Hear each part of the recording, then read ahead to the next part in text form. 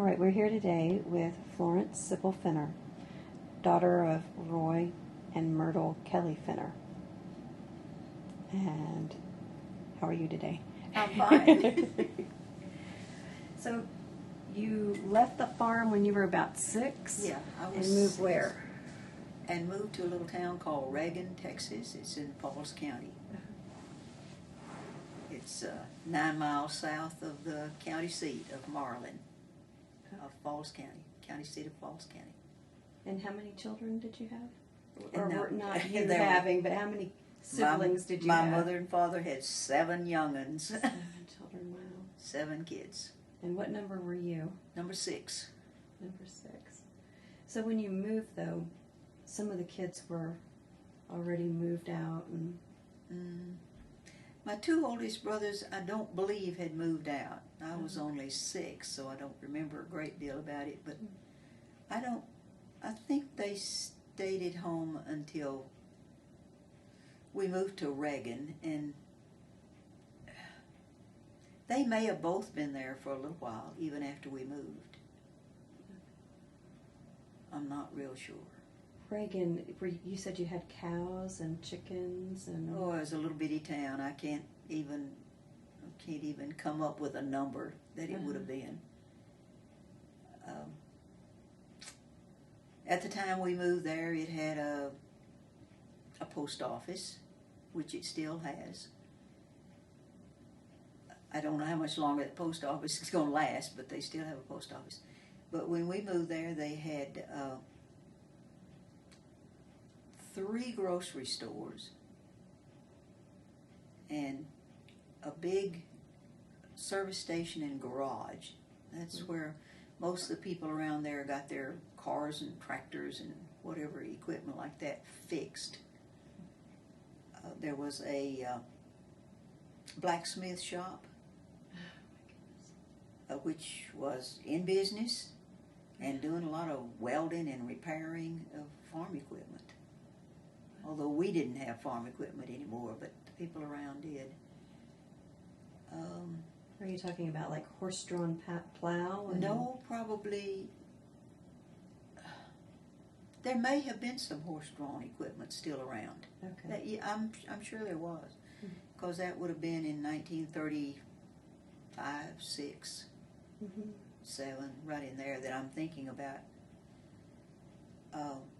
But just anything that needed welding, and I guess weld is where you put something together when it's broken, but I don't really know what else they would have done. I don't think there were any horses to shoe. Okay. I don't think they would have brought horses to the blacksmith shop. In fact, I never saw any. There could have been there at one time. There was a drugstore, and I think when we first moved there, that there may have been a doctor who lived above the drugstore. Mildred might know more about whether that's real or not, but I think that was true. There was a bank, which burned a few years later, and that was never rebuilt. Now, before that time, Reagan had several things that I've heard some of the older, you can't imagine it being any older than me, but I've heard some of the older guys talk about that when they were young, that there was a funeral home and 2 ice plants. And by the way, there was in 1935, when we moved to Reagan, there was a lumber yard, and it was there for several years. Did you have electricity? Yes. Did you? We did. And we had not had electricity on the farm, but I don't remember a whole lot about that farmhouse that we lived in. My father was a sharecropper, if you know what that means. You can explain it a little. Okay. If you don't mind. If you didn't have any land of your own, you could make a deal, probably a verbal contract, with someone who owned land, but who did not want to live on it and work it, or who maybe lived on it, but they didn't want to work it or couldn't work it. But they would make an agreement with someone who would take the seed that that owner provided and plant it, tend to it, and harvest it. And it just depended on the person and just the individual situations, I think, about whether the owner of the land provided food for the family, the staples. Oh, wow. I don't know what my father and mother did. I think that they probably. Well, I just have to go on imagination, I guess. But I would think that they probably got the seed from the owner of the land, and maybe the horses and some of the equipment that was needed.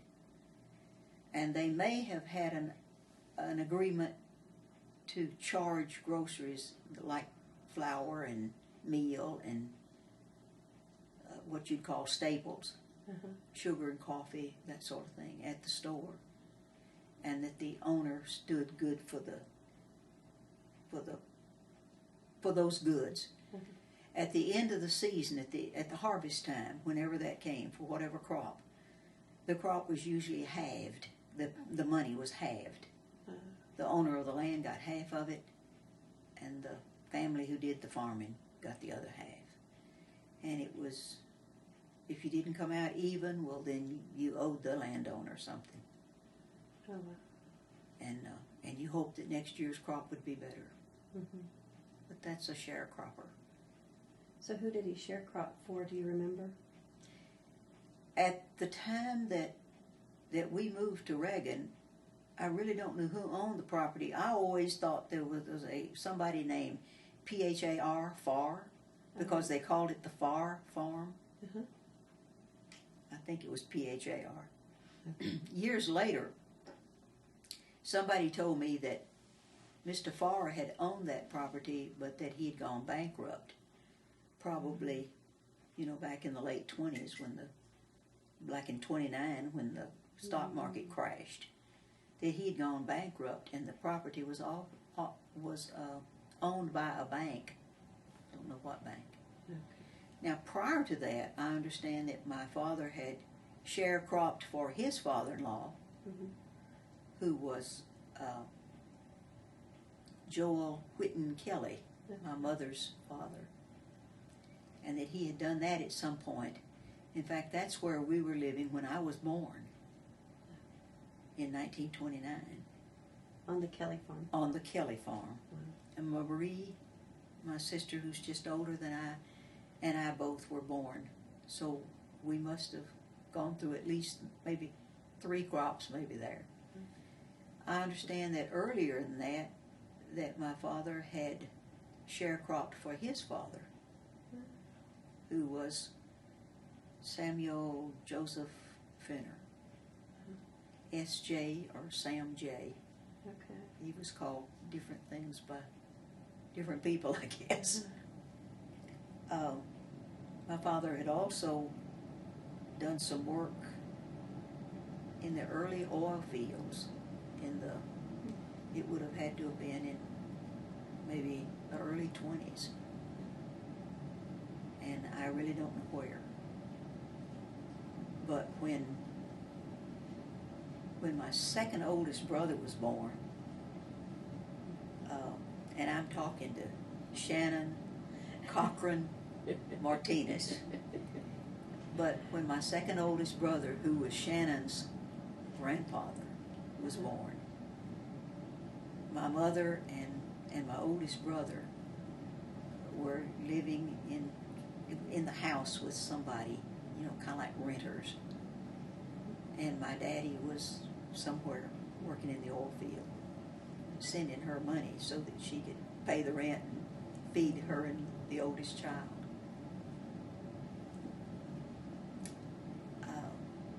I can't remember where all this started, but I guess I'll run down for just a second. You said you had electricity in the house when Yes. you moved to Reagan. We had electricity in the house. Did you have plumbing? Indoor plumbing? We did not have indoor plumbing. In that first house we lived in Reagan, we had a well in the backyard with a windmill. Really?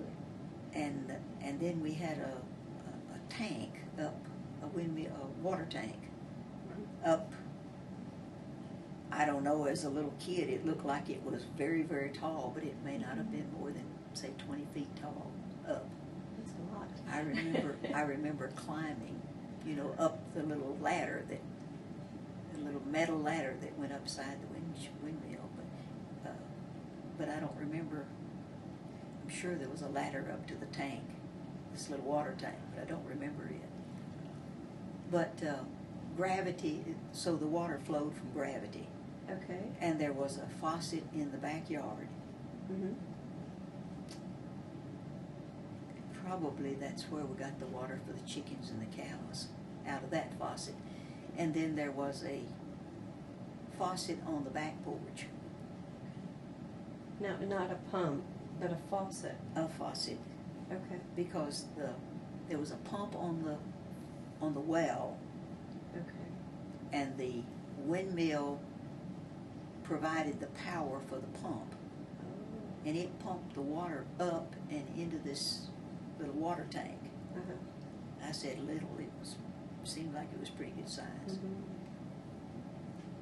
And if the wind didn't blow, the pump didn't work. Oh, no. But the wind blew pretty fair. Uh-huh. I don't remember us ever being out of water. Okay. We evidently had some cows that were ours when we lived on the farm. Maybe all the cows that we had on the farm were ours. But we brought some cows to Reagan with us.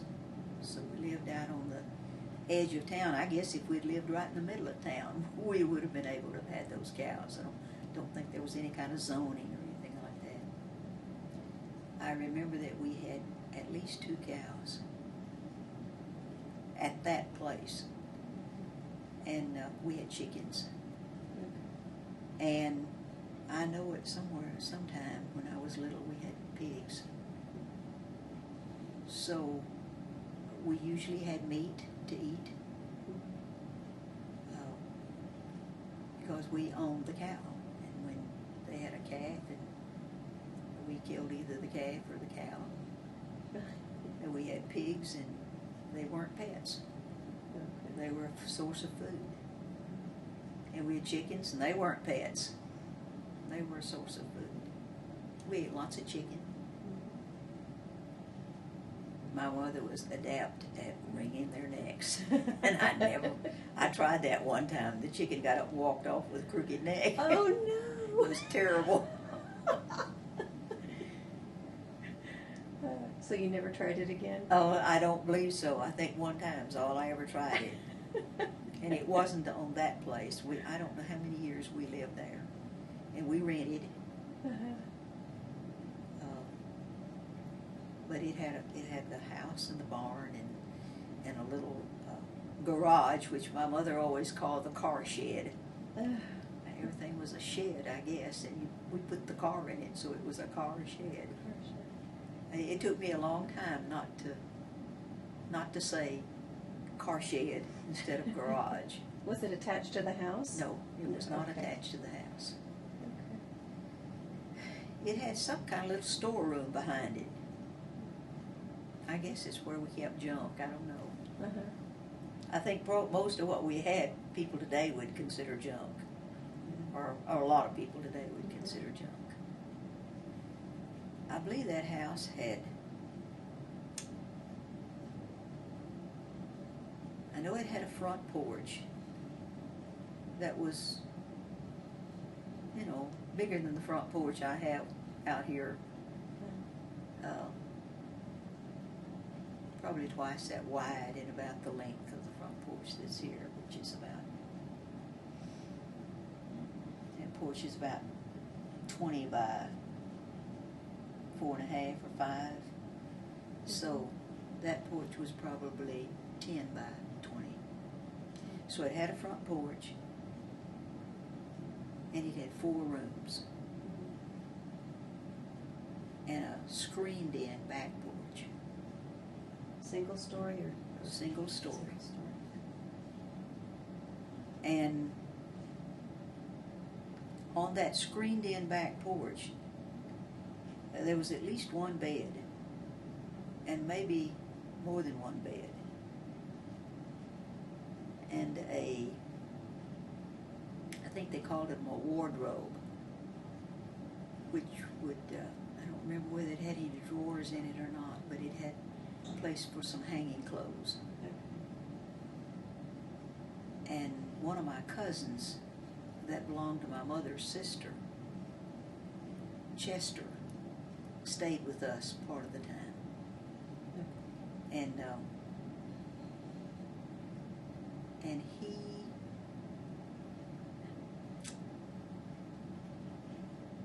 and somebody else slept on that back porch. And I don't know whether it was Wiley or Kelly or both of them.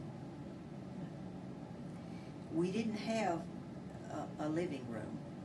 Oh, really? There was no, the room that I guess had I guess we had just like a tin stove for heat in the wintertime. I don't believe we had gas at that house. But we filled that house up. Oh, I bet. There was from 7 to 9 people in it a lot of the time. There were probably 2 beds in both of the bedrooms. And then in the kitchen was big, and we had a bathtub in the corner of the kitchen. And in the summertime, we sometimes, took a spit bath in the yard after dark. Uh-huh. And then when it was colder, we took a bath in that bathtub, probably on Saturday. I'm not sure how many times a week we took a bath. Not much, I don't think, when it was cold at least. You had to heat your water. And you up had to on heat the stove. water on the cook stove. But I was going to say that in the dining room, there was table and chairs. Okay. No bed in the dining room that I remember. Oh. And the dining table had to be pretty good size because there were quite a few of us. Uh-huh. Now, was it a traditional tub with feet in the kitchen? Yes, I guess so, but it was made out of tin. Really? Have no idea where they got that. Okay. I guess somebody made them for people who didn't have anything any better. Oh, wow. There were no built-in cabinets in that kitchen. Really? No, my mother and dad had a cabinet that had tin overlaid the top of the counter of the cabinet. Got that picture? Okay, I think so. And that's where my mother and my oldest brother Kelly used to spread out peanut brittle. They'd make peanut brittle candy. Uh-huh. Delicious. Oh, I bet. Better than any pretty much better than any you can buy at the store today. I don't have the recipe. Okay. That was my next question. Yeah, I was afraid it was. I don't have that recipe. My mother and dad had like a china cabinet that was, separate from, nothing built in. Mm-hmm. I remember those 2 things. And I remember the stove, the bathtub, Uh-huh. and those 2 cabinets. And I don't remember whether there's anything else in there or not. I must have been about maybe 10 when we moved from there. So maybe I lived there 4 years. I can't really tell you how many for sure. we lived for just a short while in another rent house, but my mother and daddy had bought about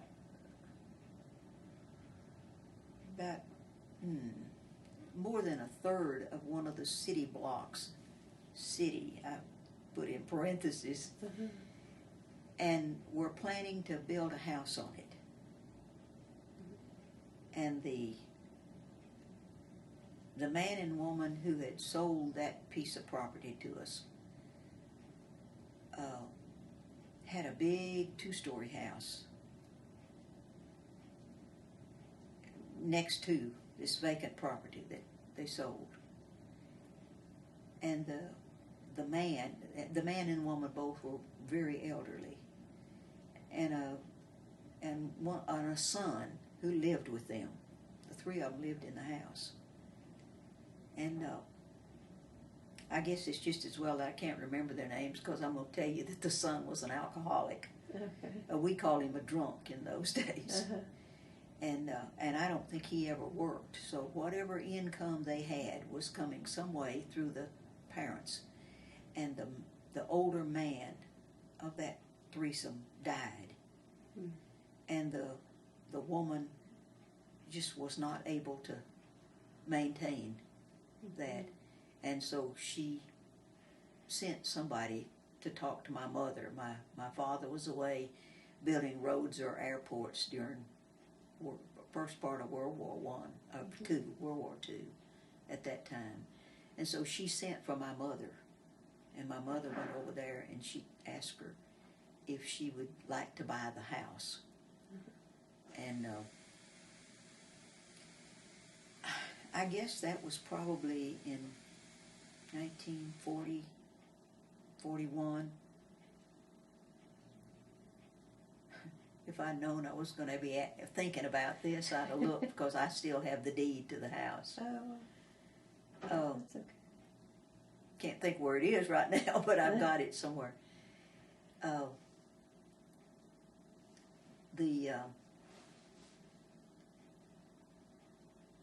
At that time, it was very unusual for property to be sold to a woman. Wow. Just, women didn't serve on juries. Women didn't own and buy property. And quite often, if a woman inherited property, it would be put in the husband's name. But the war had started, and Dad wasn't there. So my mother bought that property, and it was in her name. And after my father died and she decided to sell it, she had no problem. It was in her name and her name alone.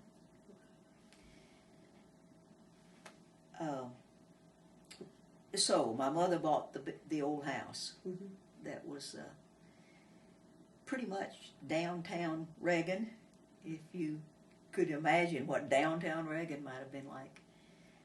It was right in front of the school. And it was more than 4 rooms, huh? It was more than 4 rooms. It had 2 stories. Okay. It had 3 big rooms upstairs.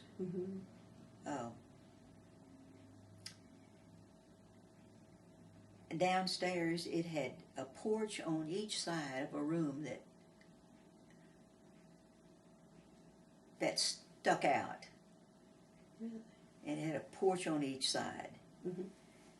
So you came in the front gate and you went up a sidewalk wide off or V'd off. I don't know why, but we always used the porch on the south side. I guess that's the reason it was on the south side. It was warmer in the winter time, and it was cooler in the summer, because there was usually a southerly breeze in that area. But it had that room that jutted out like so, and then it had 2 other huge rooms downstairs, plus a big kitchen that had a counter, a built-in counter across one side of this room with a sink in it and cold running water. Okay. And a bathroom? And a bathroom that had a bathtub with cold running water in it, and a lavatory with cold running water, but no commode. And it had a good size screened in back porch. Okay. And I remember that, I guess my dad had done that. He had put canvas on two sides of the back porch and on the door, so that in the wintertime that canvas could be let down and it would keep some of the cold out. And it would keep, in the summertime, they could be, I think they were tacked to a board at the bottom, and you could roll it up like that. I don't know how you held it up there. Don't ask me that. But it could be, the canvas could be rolled up or down. Telephone? Pardon? Did you have a telephone? Not for a lot of years. Really? Okay. Before I finished high school, I think it may have been the last year that I was in high school, we had a telephone. It was not one of those great big long elongated telephones that you see in the movies that you cranked. But it was a short one, about like that, like a foot tall. Okay. And it had the little mouthpiece, little piece stuck out there, and had a thing you put to your ear, just like the big old long ones that you've probably seen.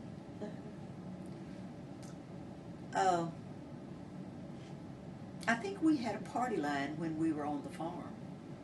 We had a telephone on the farm. And I think my daddy and Kelly and Wiley, the two older brothers, strung the wire themselves. Really? And cut the poles. Wow. And stuck them in the ground and strung that telephone wire. And I just remember my mother talking about that they were on a party line. And that, I don't know how many other people would be on the party line, but, you know, you had two long rings and one short one or something like that was what let you know that it was your phone that was ringing. Everybody's phone rang every time anybody got a call.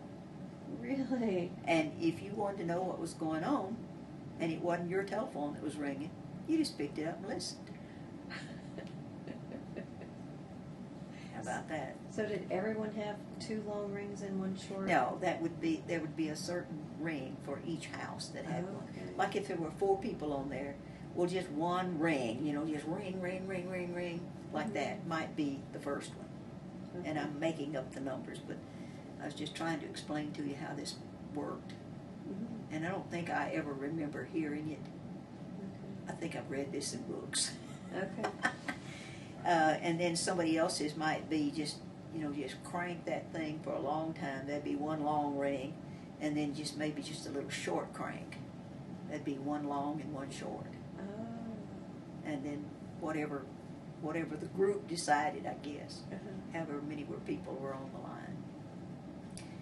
My mother talked, I remember my mother telling that she would talk to her mother, who lived in the town of Cossie,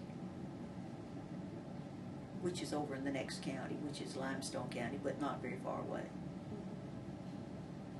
And she would find out later that some of the people that were on the same party line always listened to what they said. So, you know, you had to be careful about doing anything real private on the telephone.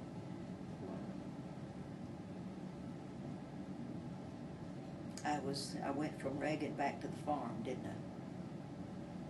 Yeah, I think we're still in Reagan, aren't we? In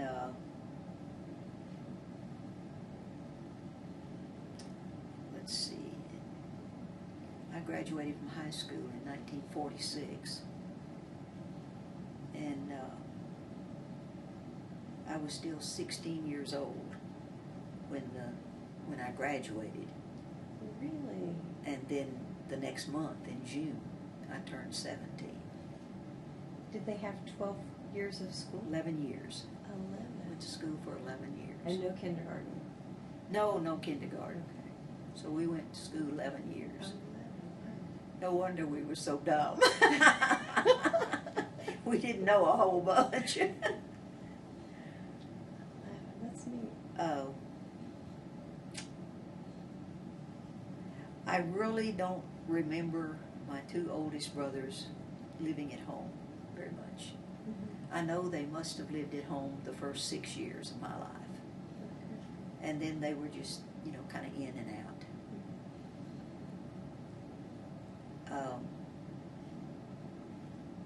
Kelly went to the Civilian Conservation Corps. I guess he might have been 18. But that organization was created during the Depression for poor farm and city families. And there was I think maybe from 18 to 24 or something like that. Mm-hmm. They accepted them and they put them in old army barracks and old World War I uniforms, and they did forestation projects and buildings out of the native rocks and stuff that were there, and if they hadn't graduated, they did schooling for them. Okay. And Kelly had I think he had only lacked 1 year graduating from high school, and I think that he got a high school diploma in the Civilian Conservation Corps. And I believe it was, and I read this in a book too, because nobody told me, because I was too young to know this sort of thing. I believe they were paid $25 a month, and room and board, and clothes to wear.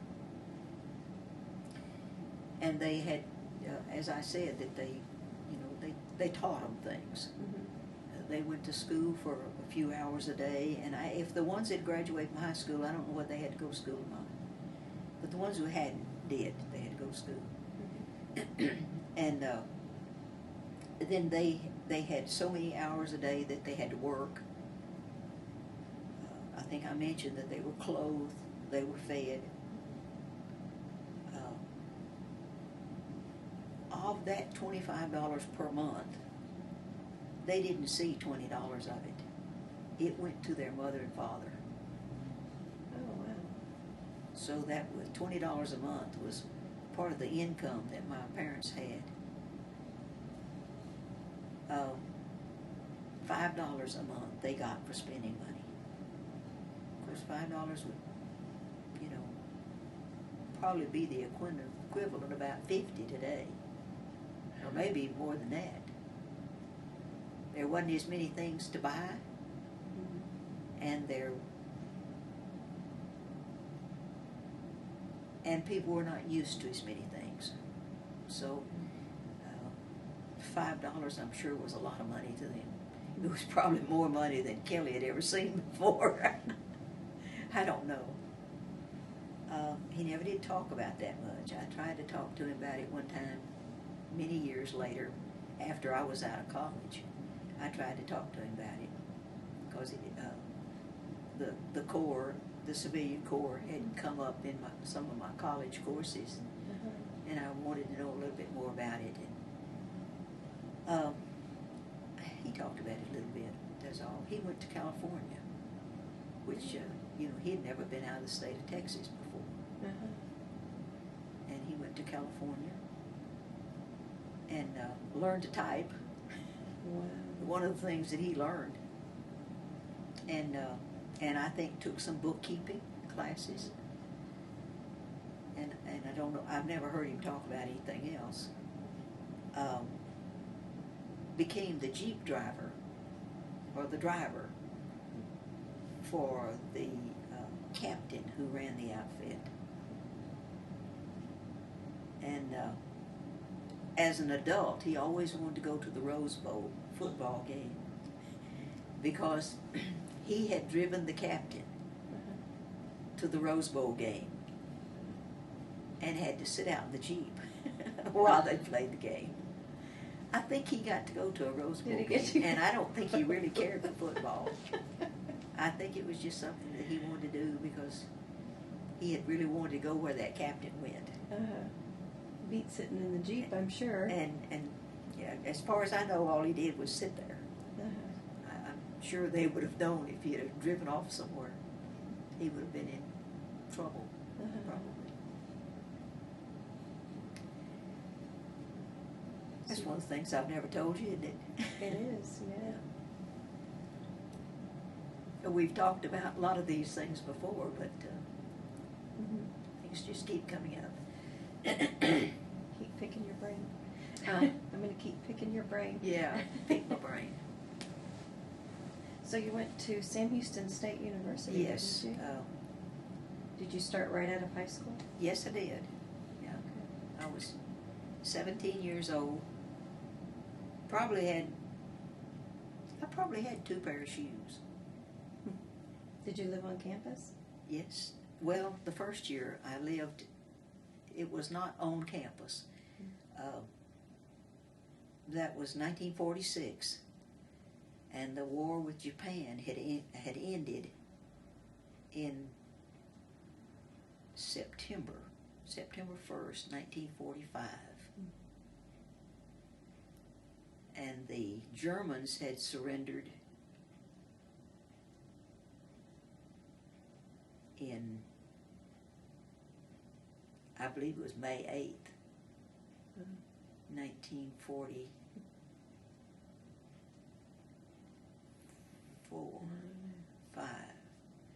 Well, I wish I hadn't started that because I can't remember, but the war had been over just 1 year, approximately 1 year, not quite 1 year. So the campus at Sam Houston was just flooded with men, more than I had ever seen in all my life. You know, you could have 2 dates a night if you started early and still get in before 10. Freshmen were not allowed to go out except on Friday and Saturday night, except until 9 o'clock.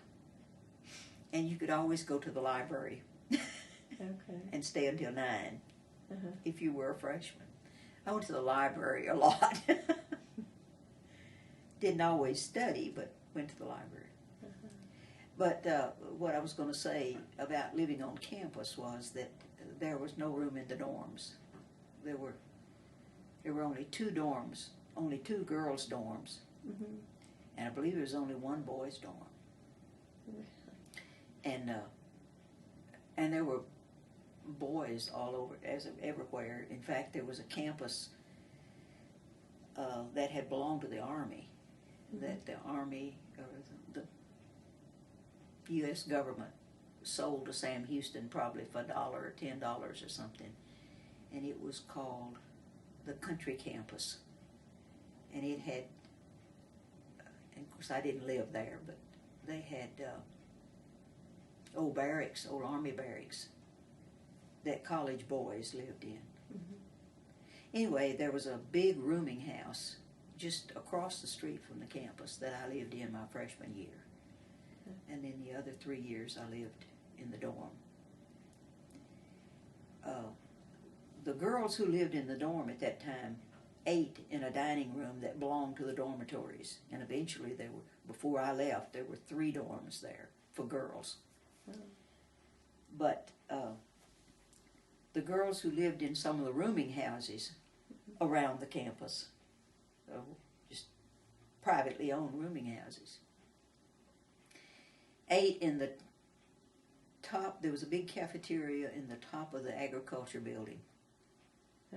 And that's where we ate.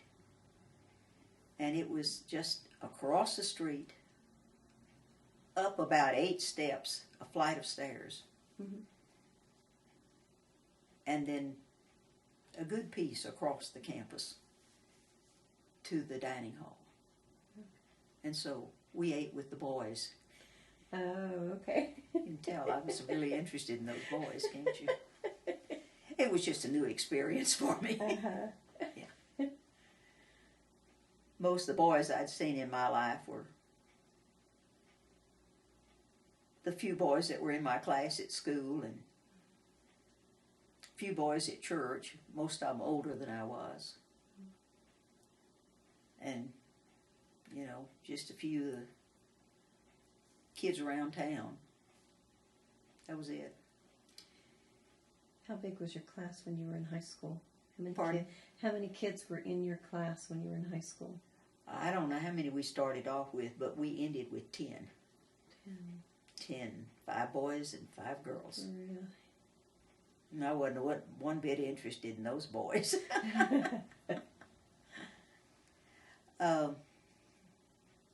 Went to Sam Houston from 1946 and graduated in May of 1950. Okay.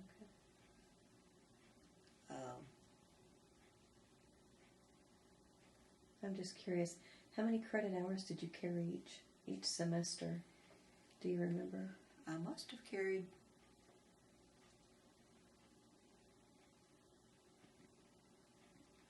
done 50, let's see, how many did it take to graduate? 100 and what? I was trying to think that I may have taken 15 credit hours. Okay. The first 2 years I did not work. If I'd have known what you did to get a job, I might have worked. Mm-hmm. But I didn't know what you did to get a job. There were kids on campus that worked. Uh-huh. But nobody hit me over the head and told me how to get a job. My junior year, I had a roommate whose aunt was the secretary to the president of the university. Huh? And so her aunt got her a job. Mm-hmm. And so my roommate got me one. Where? Oh, just on campus? We worked at the bookstore. Ah. The campus bookstore and the campus store that sold pens and pencils and Mm-hmm. Things of that sort. I can't think of what it was called, but that was owned by the same. I think it was managed by somebody that was not in the university. I'm not sure, but they were operated together, but they were not in the same building. Okay. And so I worked for 50 cents an hour. Wow. It was great. Was it great? I never had so much money. I'm not sure I've had that much money since. That 50 cents an hour was probably worth $100 50 cents an hour. to me. Mm-hmm. It was worth a great deal to me. My senior year, this girl that I roomed with my junior and senior year that got me the job, she asked me if I wanted to work, that they needed somebody else, and I said, yeah, what do you do? How do you go get it? And she said, well, go over to the bookstore and talk to me as somebody. Wrote her name down. Mm-hmm. I went over and asked for her, and they said she wasn't there, and I told them I wanted to talk to her about a job, and they said, well, talk to Mr. So-and-so. I talked to him, and he said, what days do you want to work and when? And I told him what my schedule was and went to work. That girl that I roomed with, that junior and senior year, had her room and board paid for by her parents. Mm-hmm. And so and by the way, she got a little bit more money than I did because she had worked for them for a little longer. And besides all that, her aunt was the secretary to the president of the university. Mm-hmm. But she may have gotten 60 cents an hour, I'm not sure. Okay. But several months or 2-week periods or however we got paid, I don't remember, but there were several times that she borrowed money from me. Really? Did she pay you back? Yeah, Oh, that's good. yeah, she always paid me back. Wow. And we taught school the first year together. Mm-hmm. and roomed together. Where did you teach your first? I taught in a little school just outside of Palestine, and it was, the name of the school was Woodhouse. And the school district was Tucker Consolidated School District. And there had been a little town kind of built around an oil refinery or gasoline refinery.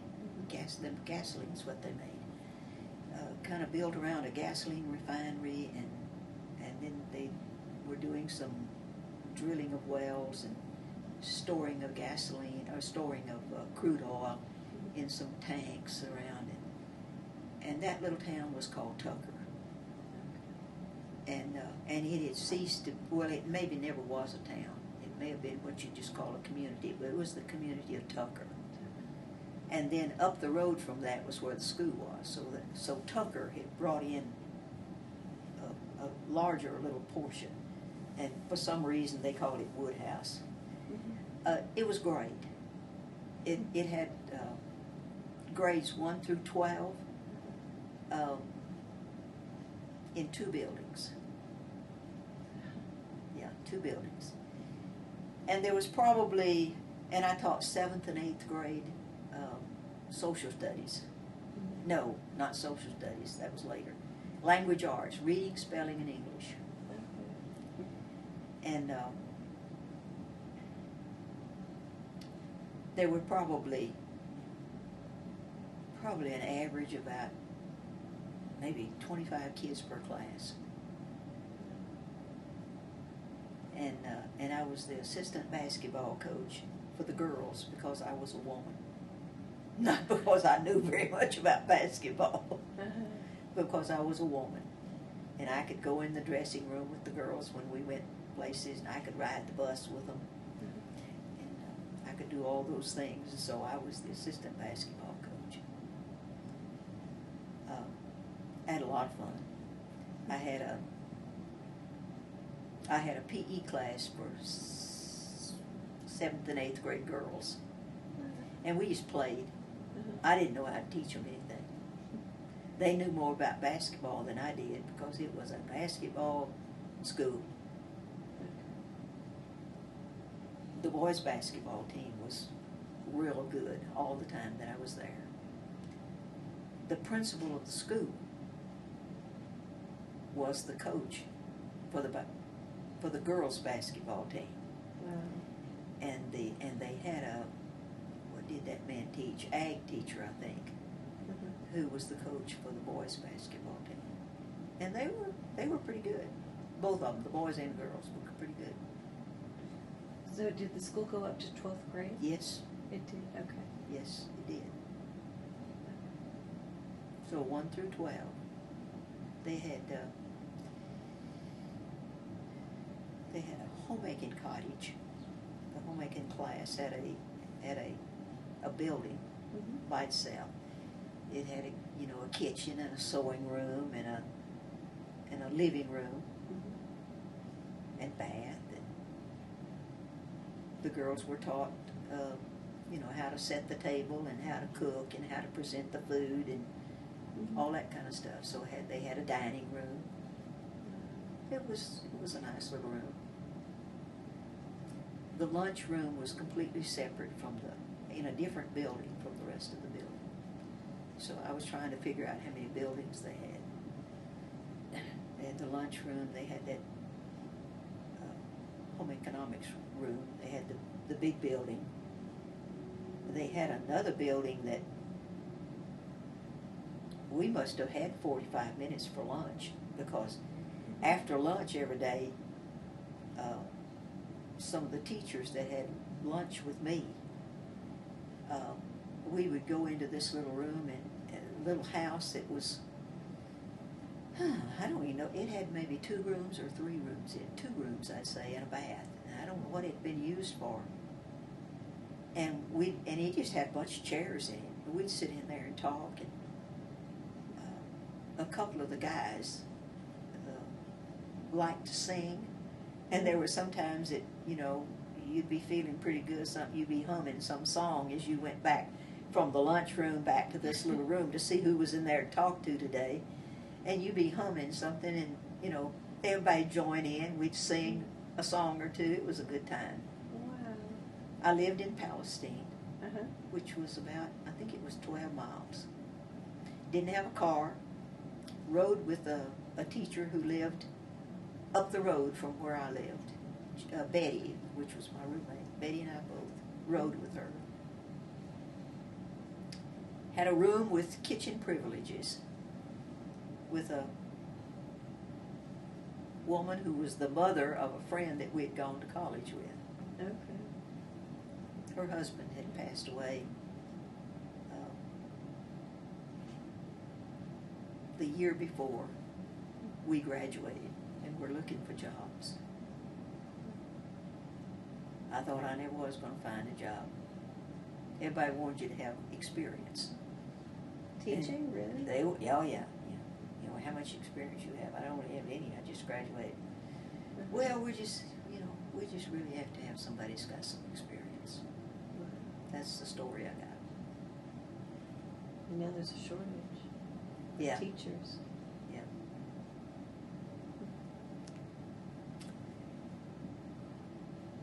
So, what did that tell you about anybody except me? No. What was your next teaching assignment? I taught there 4 years, Mm-hmm. and this friend at church called me when I got home from school one afternoon. Excuse me. And she worked at the Anderson County Courthouse. And she said, "Florence, you looking for a summer job?" And I said, "No." "Why? You got one?" And she said, "Yeah." I said, "There's a lady here that's looking for somebody to be a assistant director of a Girl Scout camp." I said, "I don't know anything about Girl Scouting." She said, "She says you don't have to. She can tell you everything you need to know." And she said, "How old are you?" And I said, "I'll be 25 this June." And she said, "Just a minute." And so she evidently asked this lady, she said she'll be 25 in June. And the lady said, "Can I come out and talk to her?" And so my friend told her where I lived, and she came. So I went to work for the Girl Scouts that summer, just for 6 or 8 weeks. I'm not even sure how long. And before the summer was over, I had a job in Victoria to go teach school. I was going to teach driver's education 5 times a day. Oh, wow. I had Now, is this as a result of the Girl Scout? no, No. no. This is just an aside. Uh-huh. I had a friend who taught in Victoria, and I decided I'd hung around Palestine long enough, and that Victoria would pay more money. So I'd gone down there, and they had hired me, and I'd signed a contract, and I'd already resigned from the school where I was at Woodhouse. Mm-hmm. So this lady came out, and she hired me for the Girl Scout camp, and I went and had a real good time. And before camp was over, this woman's boss came out, and she told me that somebody had resigned, and they were looking for a professional worker for the Girl Scouts. And, you know, my answer was, "I don't know nothing about being a professional worker for the Girl Scouts." Mm-hmm. And the answer was the same: "We can teach you." So I worked for the Girl Scouts for 7 years. Really? Messed up my retirement with teacher retirement. Your retirement's based on how many years you work. Oh, wow. So 7 years, I didn't get any credit for that. Did Any you- kind of retirement. did No you Social enjoy it? Security, no Girl Scout retirement, no teacher retirement. You know, just a young, stupid kid. Who cares? Mm-hmm. But you enjoyed it? I like camp better than I did anything. Okay. And I finally just, you know, I liked working with the kids instead of the adults. Mm-hmm. And so I got a job teaching school. I had been living in Lufkin. Mm-hmm. And Lufkin didn't have a job for me. But there were several little schools around, little towns around. And I had applied at a little town, I think it's southeast of Lufkin, called Huntington. And they hired me. I stayed 2 years. It was horrible. The principal was milquetoast. He was afraid of the parents, and I think he was afraid of the kids too. And just, anything goes. And I don't know why he didn't fire me the first year. Why would he And fire I you? certainly don't know why he didn't fire me the second year. But he didn't. I didn't get fired. I quit. Why would you get fired? Well, things like one morning I was ready to start class, and the loudspeaker just kept playing country western music. And they had told me that that was going to be Western Day, Mm-hmm. and to wear cowboy boots and jeans and all that kind of stuff. And I had jeans, but I didn't have cowboy boots. I wasn't going to wear jeans either. So I didn't. And so this, Western style country type music kept playing. And I thought, well, somebody's not there to turn that off. And I checked the roll, and it was still playing. And I said to the kids, just, what in the world is going on? Won't they turn that thing off? And they said, Miss Fenner, it's going to play all day. All day? Yeah, that's what we do Western Week. I said, well, how are we going to have class? Well, you don't have to if you don't want to. I said, don't anybody go anywhere. And I went down to that office, and there was that principal standing there with that grin on his face. And I said, you want to turn that thing off in my room, or you want me to cut the wires? What did he say? Don't you like music? I said, I do, but this is not the time or place for it. I thought you hired me to teach this American history and world history and American government. Mm-hmm. Well, you don't want it on at all in your room all day? And I said, no, sir. Okay. He went over and flipped the switch in my room. I'd have fired me at the end of that year. That's just one of the things. I don't know what else I did. I'm sure I did plenty others. Another thing I did was that they had senior day. Did they still have senior day when you were in high school? I don't think so. It was a pretty common thing, particularly in smaller schools, I think. Mm. But they had senior day, and the senior sponsors would take the kids somewhere, the seniors. Okay. And for 2 or 3 days before senior day came, they were telling all the rest of the kids, this is the day for the seniors. Do not show up where we are. Okay. The day before, they made that announcement on the loudspeaker. Mm-hmm. So I figured that this is a pretty good little habit these kids have of going and running around being with seniors all day, and nobody does anything about it.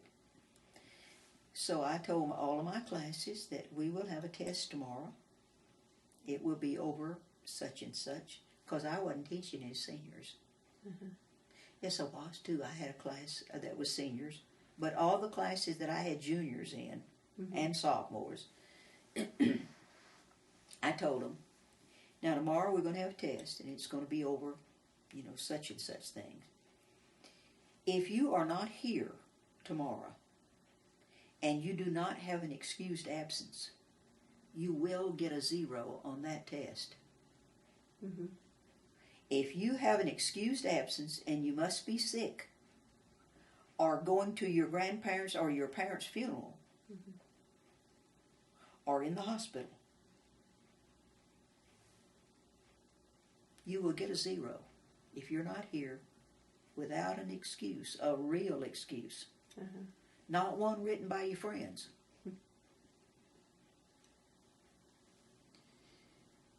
Okay.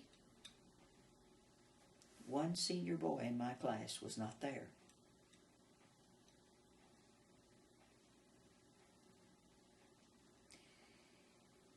When the seniors came back at the end of the day, he didn't come back. He wasn't there. And I had taught, I think this was the second year I was there, so I had taught some of the kids and I knew them. And so they came to tell me what a good time they had had. And they said, oh, so-and-so was there. We told him he didn't need to be there, but he was there. So they told on him. I went and asked the senior sponsors if he was there. Yeah, he was there. I said, why didn't y'all send him home? Why didn't y'all get rid of him? Well, he had his own car. We couldn't do anything. And I thought, well, I could have done something, or there'd have been a fight, and I would have been in it. Sounds like your grandfather, doesn't it? Anyway, so I had verification that the kid was there. So the next day, I think maybe that was a Friday, and so Monday he came, and he said, Miss Fenner, when can I make up that test I missed yesterday? And I said, you don't get to make up that test. I said, I told you more than once, and you were awake, that if you didn't have, if you went on that senior class trip and you didn't have an excuse, a real one, and I said, and I have it on authority of 4 people, 2 students and 2 teachers, that you were there. I said, you don't get to make it up. But I have to make it up. I said, no, you don't. You have to get a 0. You got to work real hard, or you're not going to pass this course. Because you don't have that good a class average right now. So you can pass with that 0. You're not going to pass by much, but you can. But if you just give up and just, you'll fail. Now, I'm not going to fail you, but that 0 is staying there. Day or 2 later, Miss Fenner, may I speak to you? Principal. Miss Fenner,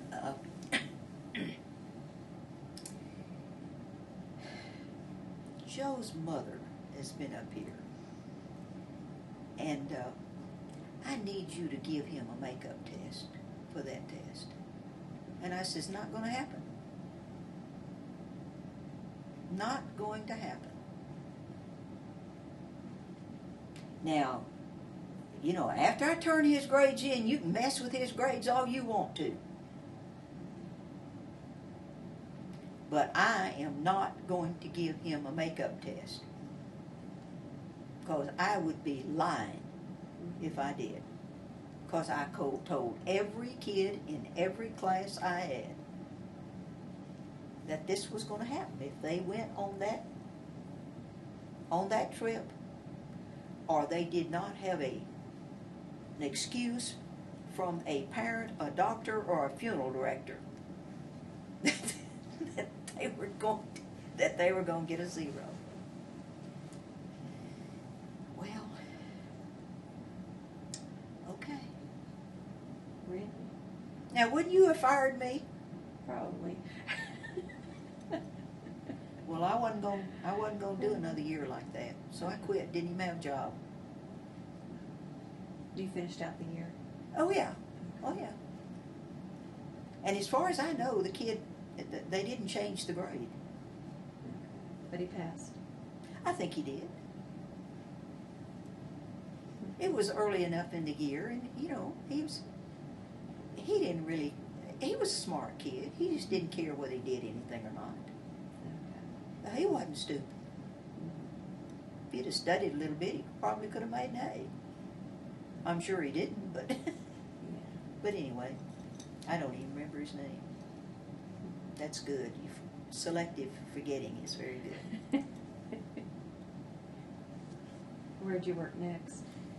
Worked for 7 years for the Girl Scouts, and I really did not prefer working with adults, and that's what that is. Except in the summertime, I did direct camp for 5 of those 7 years. I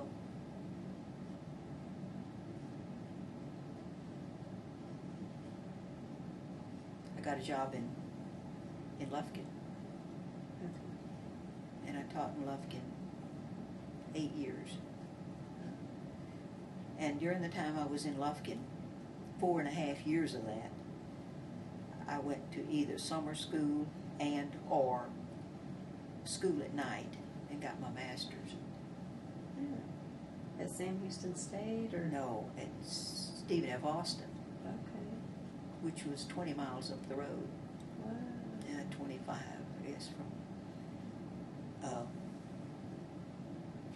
there was one class that I really needed to take that was in the afternoon after school was out. And we were not supposed to leave the high school campus until, I guess it was 4 o'clock. And school was out at 3:30. And so before I signed up for the class, I went to the principal. And I told him, I said, I really would like to take this class. And it starts at 4 o'clock, I think it was, in Nacogdoches, on the kind of the south end of Nacogdoches. And if I left here at 3:25, I might not be late for class. I said, what do you think about that? And it was 1 day a week. It was 3 hours, 5, 6 to 7, I guess from 4 to 7, one night a week. And he said, let's do it. He said, you leave at 5 minutes until you leave your classroom, come by the office, sign out, and by the time you get to your car and get out there on that street, the bell will ring. Because I was down on one end of the building, and I had to walk all the way down to the center of the building to the office, and then all the way down to the other end of the building, and then out front and out that way to the parking lot that was away from the building. And he said, you may not make it over there to Timberland Drive by the time 5 minutes is up. He said, I think you'll just about make it to the street. What made you decide to get your master's? Money. Money, okay. Money. You worked 14 years at that time on a bachelor's degree. And then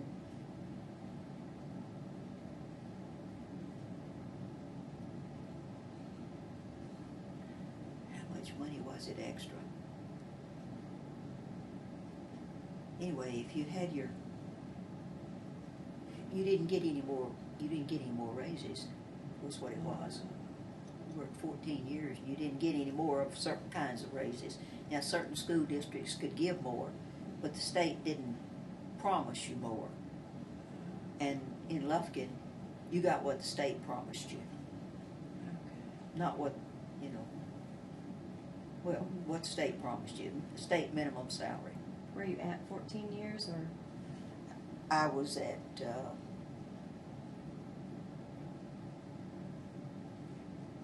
I was at 9 years, I think it was, when I started working on my master's. And I knew that I didn't want to give up all my summers every summer. And I really thought that I would get it maybe in less than 4, I think it was 4.5 years. It was 4 at least. And 5 is what they gave you at that time. I don't know what they do now. They would give you 5 years to get your master's in, or you had to have extenuating circumstances if it took you more than 5 years, or you had to drop off the courses, that the first ones you had. It had to be within a 5-year period. Really? Was a bachelor's degree that way too? You had to have it within. I don't know. For you, it wasn't. I don't think so. Okay. It certainly isn't now. No, it's not. Okay. I'm just wondering, what is maybe one of your fondest memories of your mom? Something y'all did together, or baking in the kitchen, or do you have anything that comes to mind? I wouldn't have thought of this a number of years ago, but probably about 4 years ago, I walked down an aisle in the drugstore, and I just glanced down and saw what looked like the same box of powder, the face powder, the loose face powder, that my mother used to wear. And I reached down and picked it up, and it is. The smell was just exactly like it.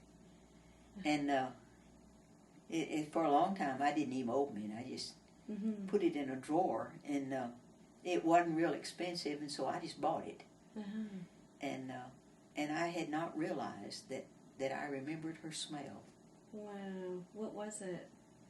I don't know. I got it there in the bathroom now, and I ran out of my face powder the other day, and I've been using it. I can't remember what it is, but it's evidently an old brand. Because she died in 1976. So did she make her face every day then? Oh, no, she didn't have time to do that. I don't think she ever wore anything except some face powder on her face. I don't think she ever put any, I've never known her to have any lipstick. And I don't think, she may have had some, what they called rouge. What do they call it now? Blush. Blush. She called it what it used to be called rouge. I think maybe she had some that she kind of put on her cheeks every once in a while. But no, I don't think she didn't do much making up. So my favorite one, or something I remember,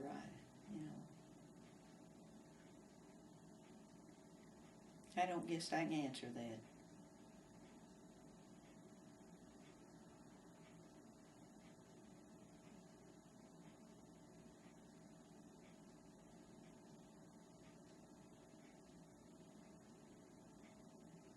She was very, very good about teaching us how to drive. Really? She didn't really do much teaching. She just let us drive. And I don't remember her doing a lot of complaining and a lot of nagging about the driving. And she drove until she was 82. Really? Drove some. She was in her 70s the first time she had glasses. Wow. Nearsighted or farsighted? I really don't know. I just came home one time, and we were sitting at the the dining table in a little dining area that Mom had in Marlin. And she said, "You notice anything different about me?" And I said, "I don't believe so."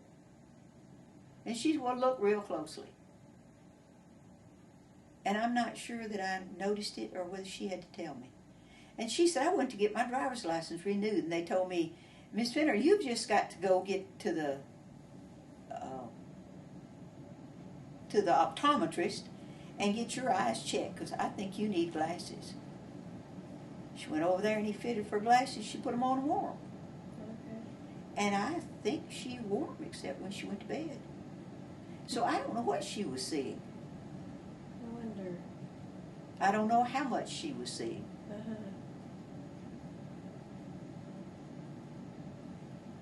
What about your dad? Do you have anything that sticks out with him?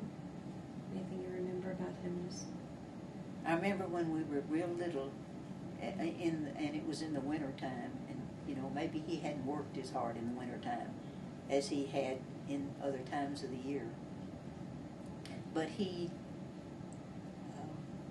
had one of those cats, that you let the cat out when the cat wants out, and you let the cat in when the cat wants in. Uh-huh. It was a inside outside cat, and I remember him. I guess we were playing with the cat or something, and he told us he wanted to show us something, and he went somewhere and got a string, and then he would hold the string up, and the light would be up there, and he'd hold the string here, and the shadow would fall across the room or across the wall or something. He'd shake that string, and the cat would go chase the shadow.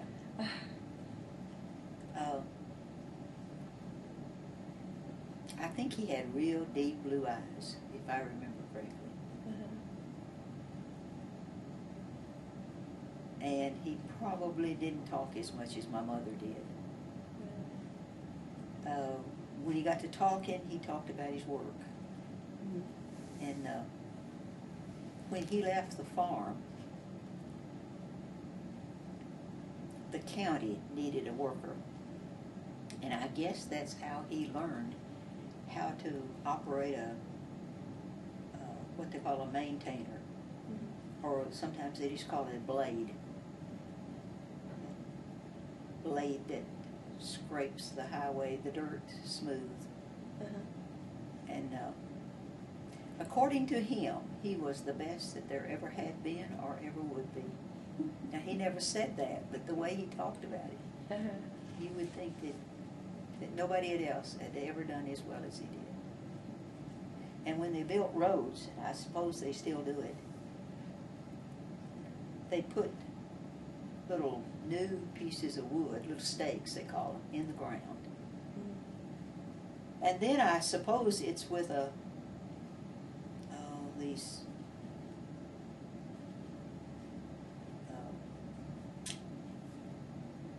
things that they have on a tripod that they look at to make sure things are level.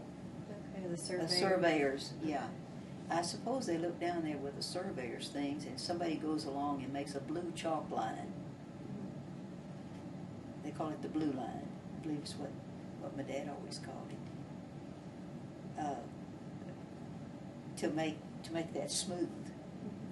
And if the blue line was way up above the dirt, well, then you knew that you had that much dirt to fill in, and then somebody came along with what they called a roller. There were two kinds of rollers.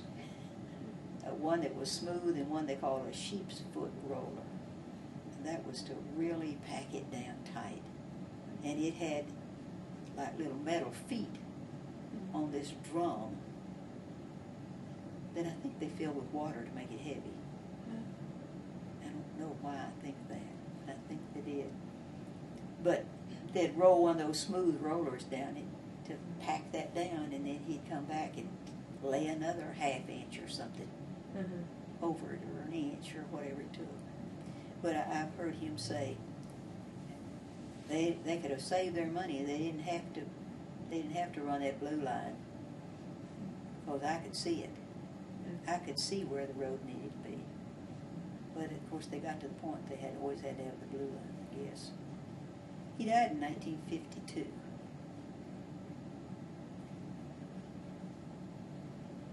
Yeah. He was 58 years old. He died in 52. That's young. Yeah, it is. Hadn't expected that. Died of a heart attack. Laura Carroll may have told you about that. Mm-hmm. Yeah, I figured he did. Well, that's one of his best memories. Our worst memories. I'm sure.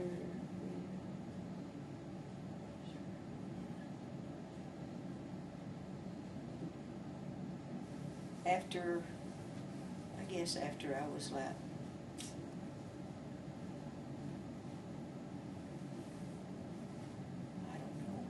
I don't know how old I was when he was gone a lot. So my mother did a lot of the raising of family, all of us, maybe except Kelly and Wiley, and I don't know whether she did too good a job on them or not, or whether he did. I guess he was the one then. What were Christmases like? And do you have a favorite one? Did you go to your grandparents' house? I don't think so. No. After I was really old enough to remember a whole lot of things,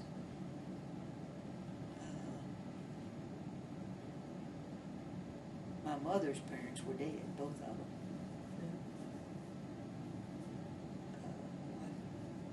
Yeah, they were dead pretty, when I was pretty young.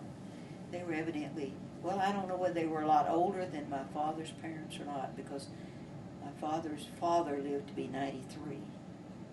And I think that his mother must have lived to be close to that, 90 anyway. Right. She was some years younger than he, but I don't remember how much. Mm-hmm. And she lived longer than he did. I mean, she died later than he did. We usually got,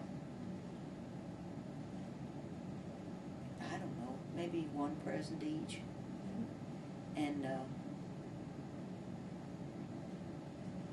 I know that there were times that we had a stocking, and I don't even know what kind of stocking it was. Mm-hmm. But we had some kind of a stocking. We usually had an apple, an orange, and a banana in it, which we used in the kitchen, usually. Made fruit salad with it, maybe. Okay. And some nuts. Mm-hmm.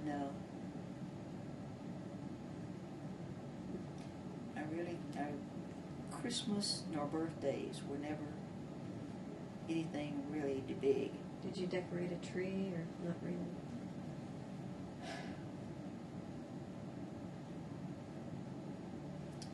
When I was growing up, I don't remember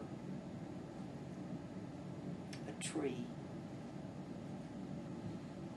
Unless I'm thinking when I was maybe in high school, we may have had a tree, but I'm not real sure. Okay. Now, my mother had a tree after my dad died, and after she moved to Marlin.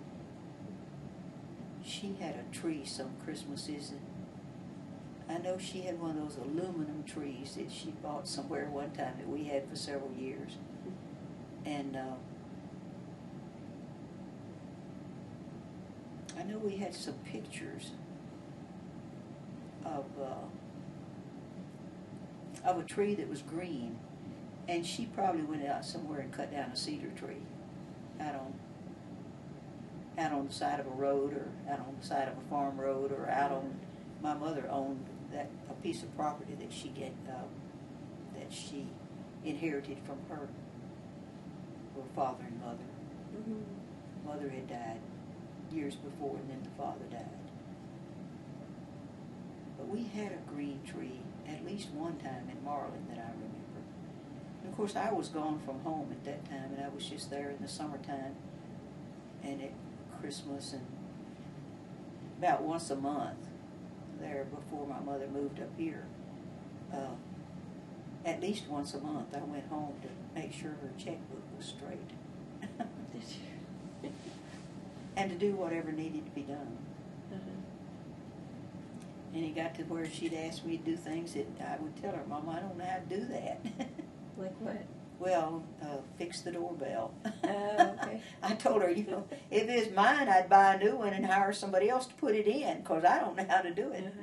What I told her was, Mama, you got 4 boys, and they've been here, Uh-huh. but I don't know how to do that doorbell. I didn't even know what to do to start. You Yeah. know, I didn't even know what to do to even take it apart. Mm-hmm. I know after I moved here, my doorbell didn't work very well, and I bought a new one and hired somebody to put it in. Uh-huh. But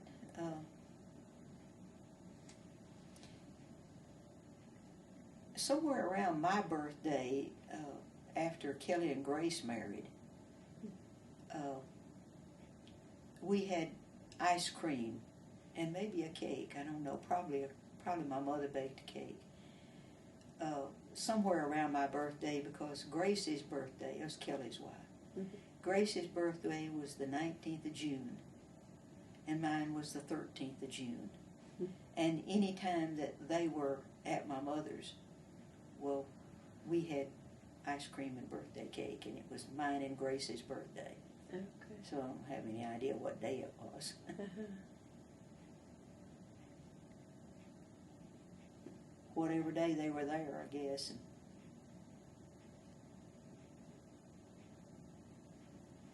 That must have been fun growing up with sisters and sharing the room with them. And yeah, Mama made us sleep together. We had Mildred and I had to sleep together. We had, that room must have been 20 by 20. Maybe a lot bigger. It had 2 full-size beds in it. wow. And she wouldn't let us sleep one in one bed and one in the other. Too hard to wash the sheets. Okay. That's right.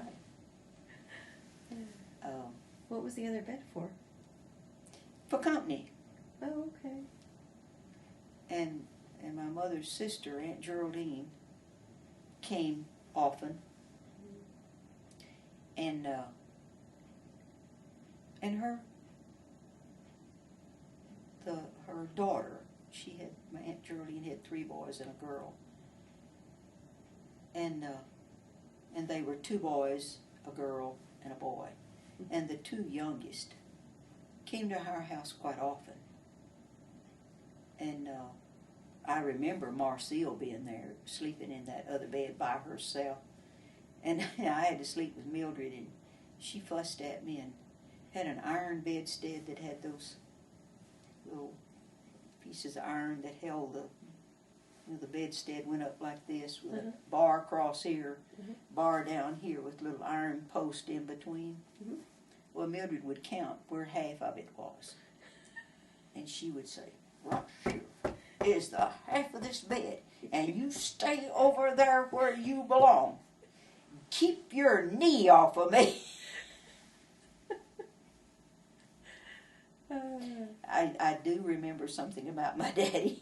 Was that she had lambasted me about sticking my knee on her or something like that. And so the next morning I got up and I told on her. I said, Daddy, Mildred pokes around on me and punches on me and pushes on me and tells me to get off on my side of the bed and not to get on hers. And she hits me on the side when I get there. And he said, when you going to learn to hit her back? Really? So I have often told her through the years, when I got big enough to beat you up, you quit beating on me. She doesn't remember that exactly the way I do. Uh-huh. You know, we have selective hearing, Of course. selective memory, selective eyesight, selective everything, I guess. Where did Marie sleep? She very often slept in the room where my mother and dad did. Okay. In In the fact, bed? In the bed Not with in them? the bed, no. No. Somewhere along the way, we had acquired it was not a half bed, it was bigger than a half bed. Okay. And I think my mother, toward the end of the days of that bed, she had to make the sheets for it. But that and a double bed was in the same room. Yeah. And Marie slept on we called it a 3/4 bed because we even were then smart enough to know that it wasn't a half bed. It was bigger than a half bed. Okay. Wow. When she moved up here, she and Marie moved up here with me, we left that bed in the house. Okay. We just didn't have anything to do with it. We knew we didn't have room for it, and we thought, well, we can't just throw it away. Yeah. That's, if somebody doesn't want it, well, somebody else can throw it away, and we won't know about it.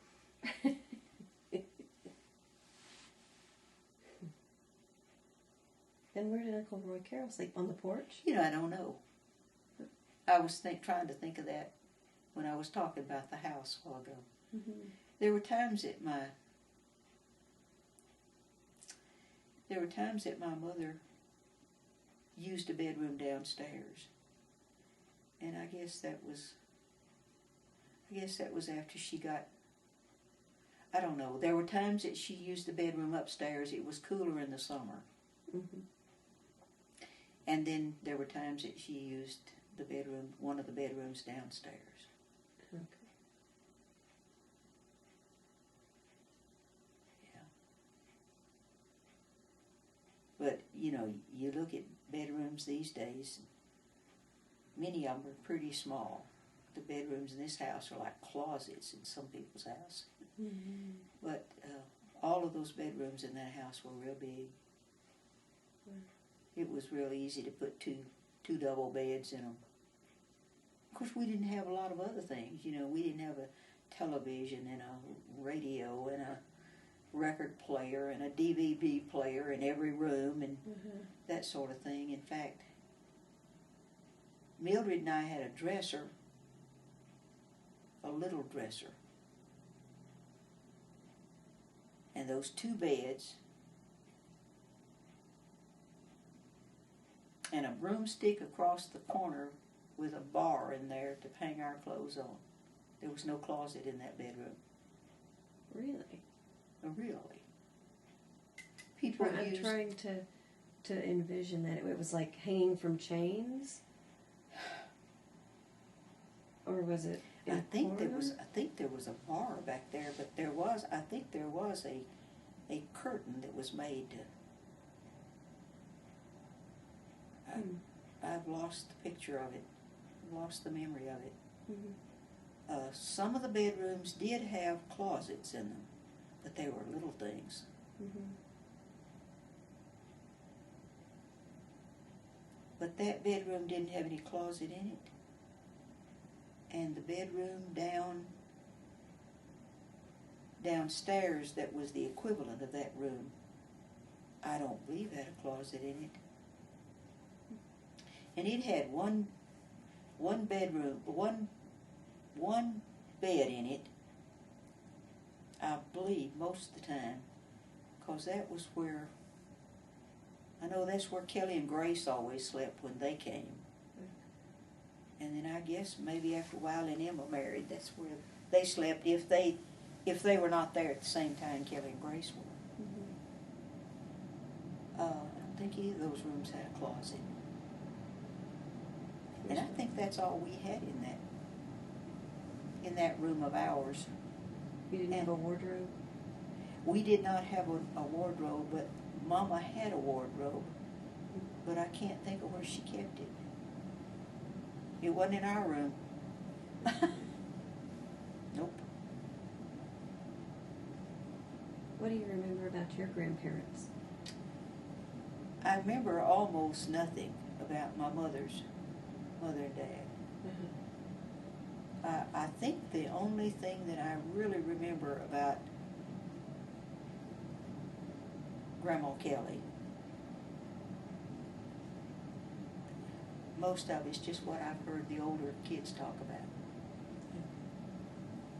Now, I'm not sure I remember what I'm about to tell you, or whether I remember like Mildred and Jean talking about, but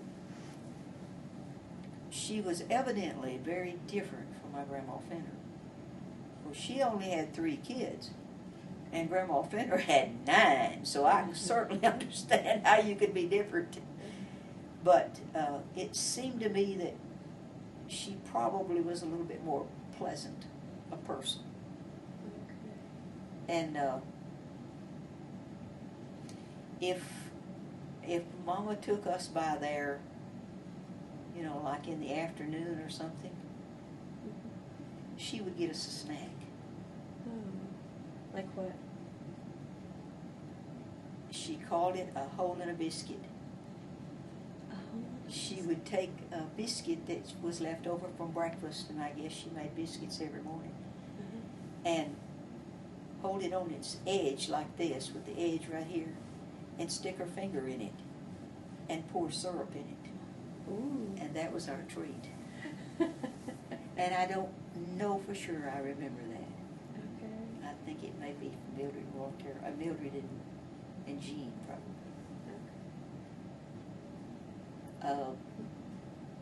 They lived in the town of Cossie, and at the time that they were living in the town of Cossie, Grandma and Grandpa Fenner were living out in the country, about 2 miles out of town, something like that. I took you by the house where Grandma and Grandpa Kelly lived in Cossie, and that's the only house from my memory that I could find. All the rest of them have either burned down or been torn down. That's a shame. You remember that? Yes, yes I do. This is not about her, but across the street from them was a sidewalk. All right. A sidewalk.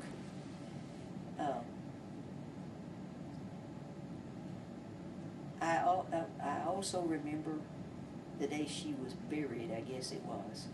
And I do remember this, that she was lying in state in the front room of their house, across the corner of the room. And I remember that I guess I was with Daddy, and he reached down to pick me up and to look into the casket, I guess. And I did, and I was sorry. You were young, though, huh? Yeah, I was not tall enough to see.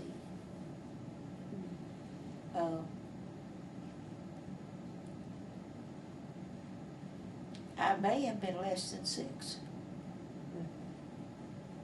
I can't really remember.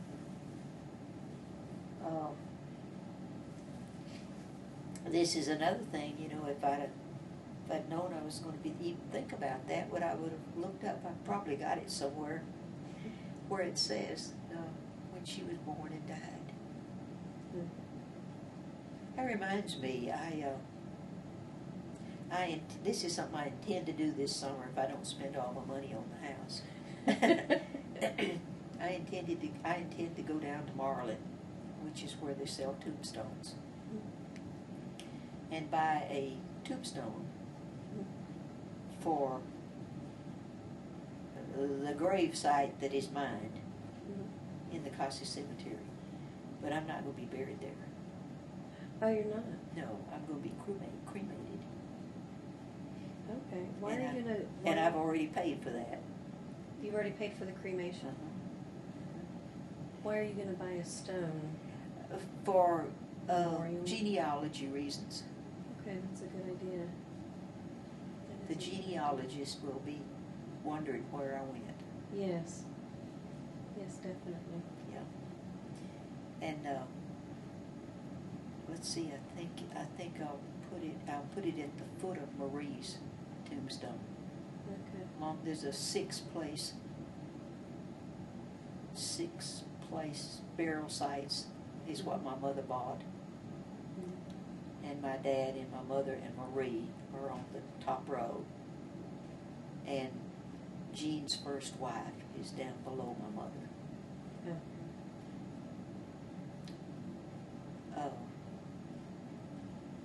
I think I'm also going to see if I can get the person who puts whatever I buy in that site in Kasi. I'm going to see if they will etch Kelly across the street side of Grandma and Kelly's tombstone. Oh, her maiden name. Yeah, but this Grandma and Grandpa Kelly is on the front row of that cemetery. You remember us walking up there? I do. There was a big tree that's close to it. Okay. Not very many trees on that side of the cemetery. Mm-hmm. And we walked up there, and they're just inside the fence on that, well, I called it street, but it's road. Okay. That has been discussed about etching the name on the back of that tombstone so that from the street you can see it. Okay. That has been discussed. Mm-hmm. I guess since I was 20 years old, and nobody's ever done it. And I think I'm the last one of the crowd that would do it. Mm-hmm. So I think I'm going to have it done. That's a good idea. Be easier to find. You're right. Yeah. Right. Is it one? I'm trying to remember. It's a double tombstone, Uh-huh. not anything fancier. Is it faded? No. No. Okay, that's good. What are you going to do with your ashes, or what are you having done with your ashes? I always just thought, that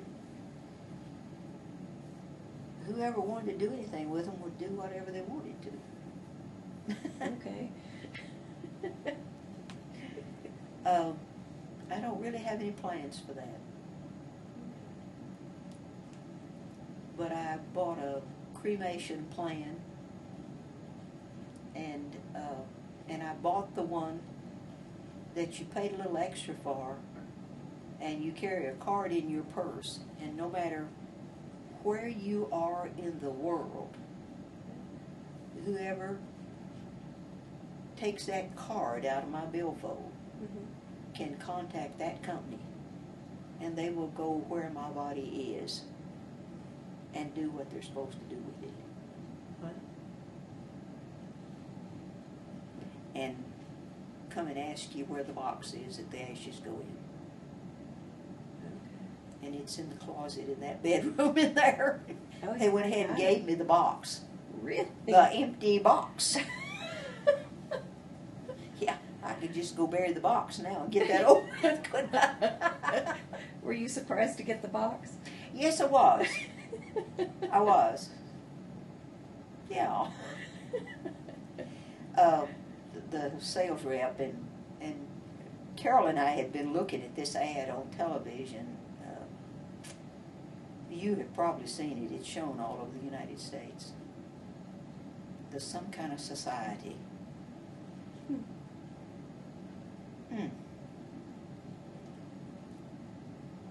Well, I've got the card in my purse. Okay. I thought I almost said it. I'm lost. I can't think of it. We talked about doing it ever since we've been seeing those ads for 10 years. Mm-hmm. And finally, they had a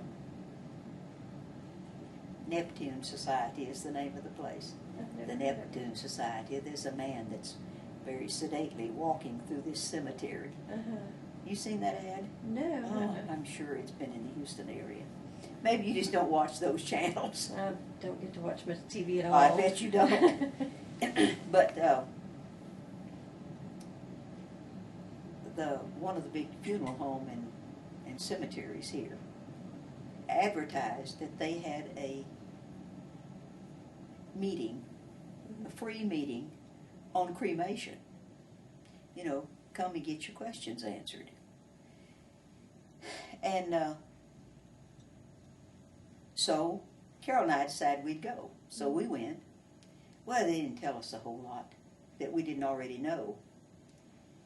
and somebody, well, they did say, you know, if you want to be cremated, you can do this with our company, and we can, you know, you can have, if you have a cemetery place, we can put your ashes there instead of the body. And you can have a viewing if you want it, and then we'll cremate the body after you viewed. You know, all these questions that they answered. And somebody asked them, said, what if you already have a cremation plan? Well, we'll be glad to, you know, change that for you if you'd like to. I'll bet, you know. Yeah. The average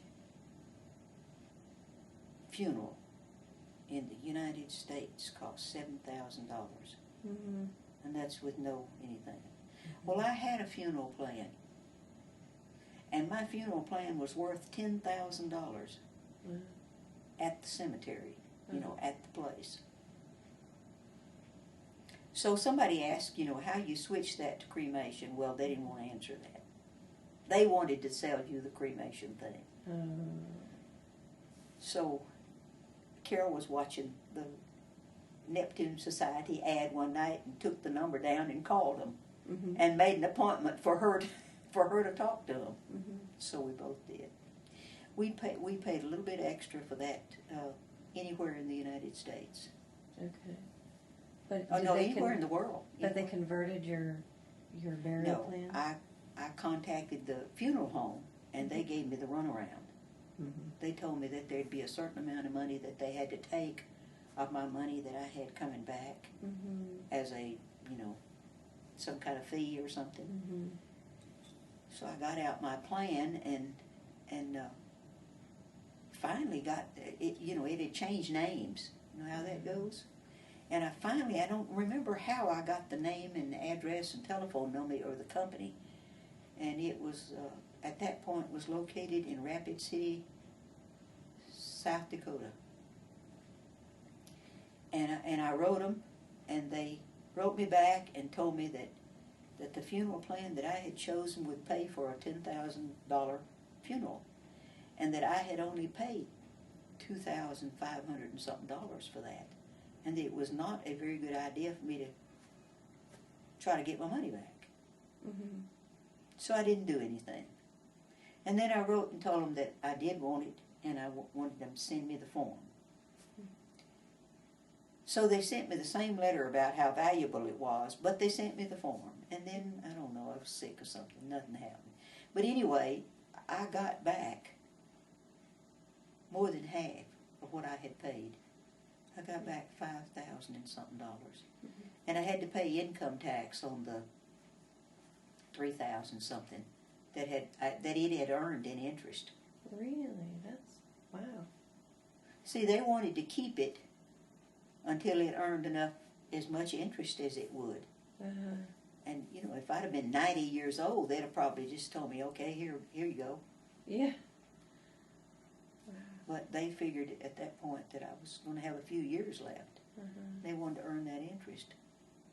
But anyway, I turned it in.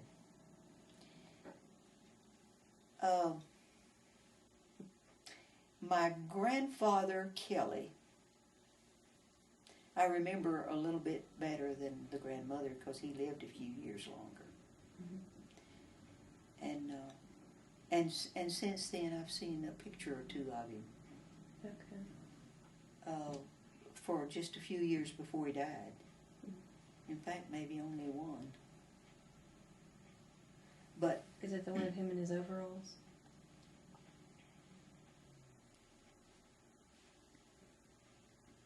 I don't think he had on overalls. I think he had on suspenders. Okay. And wore his pants way up here instead of down below his belly. He had his pants up here. Him standing on the front porch. Does that sound right? I know that he chewed tobacco.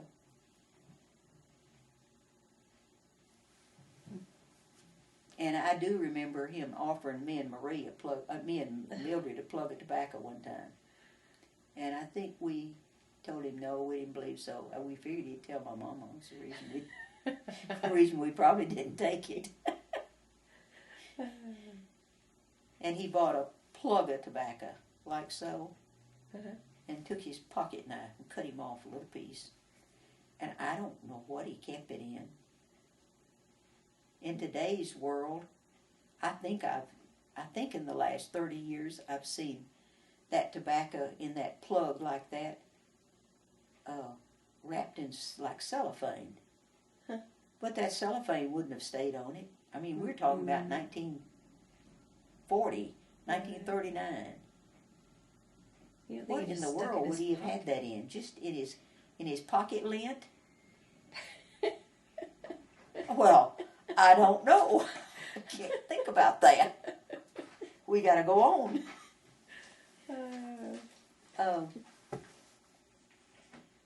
He lived with my Aunt Geraldine, or Aunt Geraldine lived with him. In fact, I think she probably moved in with her mother and father back in the 30s when her mother was sick. Okay. Had her husband passed away? Or? Oh, no, he was drunk. Bless her heart. Yeah.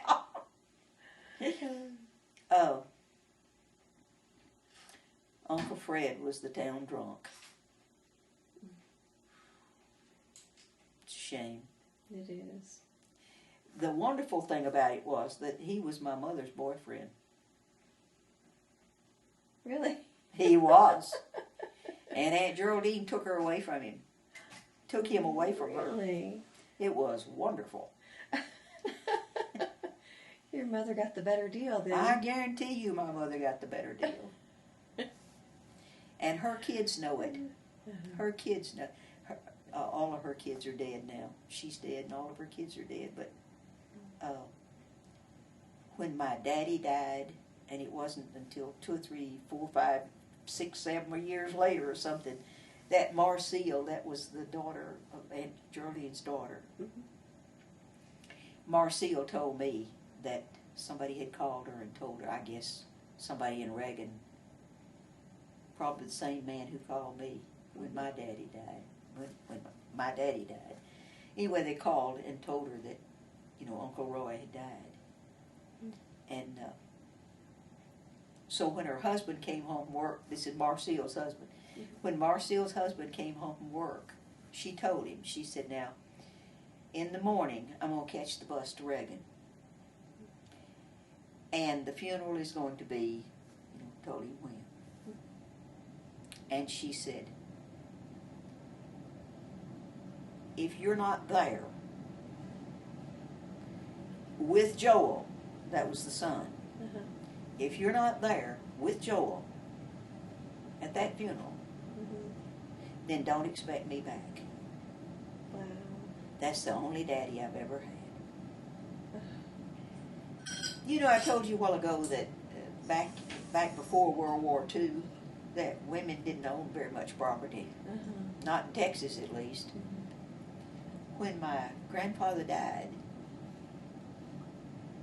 he had 2 pieces of farmland. One of them was exactly 100 acres. The other one was a little less than 100 acres. No, the other one was a little more than 100 acres. And then he had that house in town that I showed you those years ago that we were there. Yes. And it didn't have a will. Had these 3 kids. Aunt Geraldine needed the money. She needed that farm sold and the money put in her hand. And my mother needed the money. My mother and daddy, you don't have 7 kids and be a sharecropper. Of course, he wasn't a sharecropper by that time, but he wasn't much better. But Mama and Uncle Grady got together.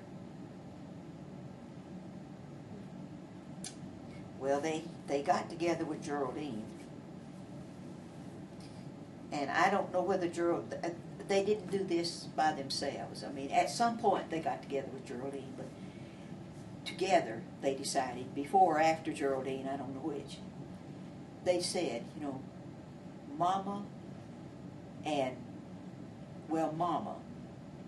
the last few years of her life, she'd evidently had several strokes or something.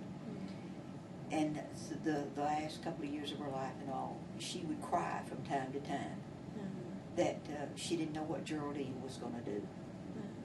That she said, you know, Myrtle, you've got Roy, and Roy will take care of you. You know, 7 kids. And but Geraldine has nobody, and so we really would like for Geraldine to get that 100-acre farm. It was the best of the farms. And so Mama had heard that, and Uncle Grady had heard it. So I don't know which one of them brought it up,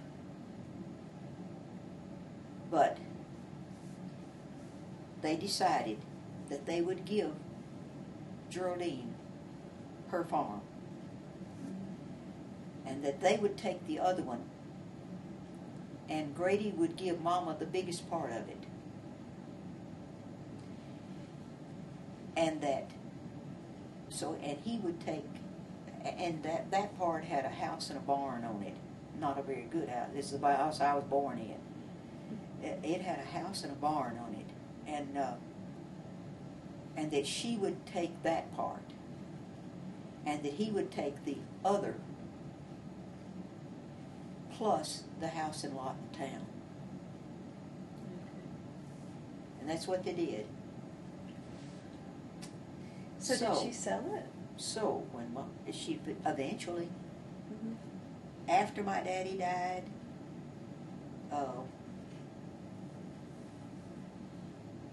anyway, she finally sold it and bought a little house in the neighborhood that they had lived in when they had all first moved to Houston after my grandfather died.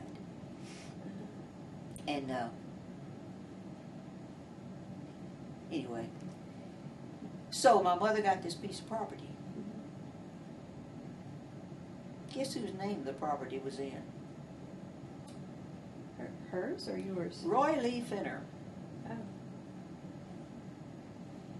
And wife. And wife, but not her name?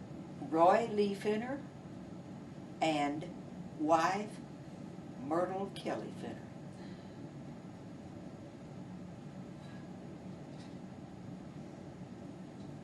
So what did she do?